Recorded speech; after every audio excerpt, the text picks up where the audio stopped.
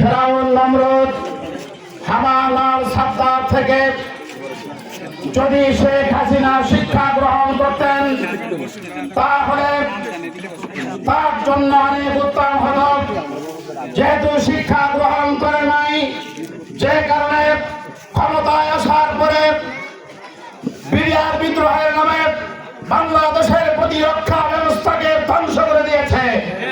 এরপরে বাংলাদেশের ইসলামী আন্দোলনের নেতৃত্ব, বাংলাদেশ জামাত ইসলামীর শীর্ষস্থানীয় নেতৃবৃন্দকে ফাঁসির কাস্টে ঝুলিয়ে এদেশ থেকে ইসলামকে বিদায় করার জন্য চেষ্টা করেছে।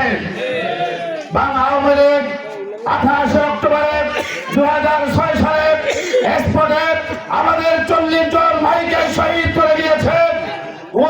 2013 সালে শাপলা চত্বরে তারা অসংখ্য মাদ্রাসার শিক্ষক এবং ছাত্রদেরকে হত্যা করেছে। আওয়ামী লীগ 24-এর এই গণঅভ্যুত্থানে 2000 ছাত্র ছাত্রী ভাই বোনদেরকে হত্যা করেছে। এ নিয়ে আমি কোনো দুঃখ করি না।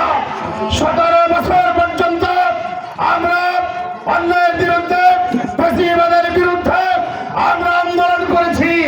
305 আগস্টের পরে 14 মাসের ব্যবধানে আমরা দেখতে পেলাম বাংলাদেশের এই জনপদ থেকে 200 মায়ের কুকুরকে খালি করা হয়েছে। এরপরে চাঁদাবাজির মাধ্যমে বাংলাদেশটাকে অভয়ারণ্যে পরিণত করা হয়েছে। দখলের মাধ্যমে মানুষের সম্পদকে কেড়ে নেওয়া হয়েছে। আমার আপনাদের কাছে জিজ্ঞাসা, ফ্যাসিবাদ 17 বছর অন্যায় অপরাধ করেছে, কিন্তু 5 আগস্টের পরে 200 লাশ কারা সৃষ্টি করেছে? সুতরাং ইসলামী আন্দোলনের পক্ষ থেকে, জামাত ইসলামীর পক্ষ থেকে আপনাদের কিছু উদাত্ত আহ্বান জানাই। আগামী পার্লামেন্ট নির্বাচনে আপনারা লন্ডন দেখেছেন, নৌকা দেখেছেন, ধানের শীত দেখেছেন, অবশ্যই আপনাদেরকে এবার দাঁড়িপাল্লা দেখতে হবে।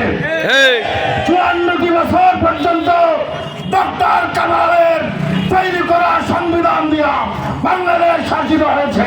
এবার আমরা পার্লামেন্টে আল কোরআনকে সংবিধান বানাতে চাই।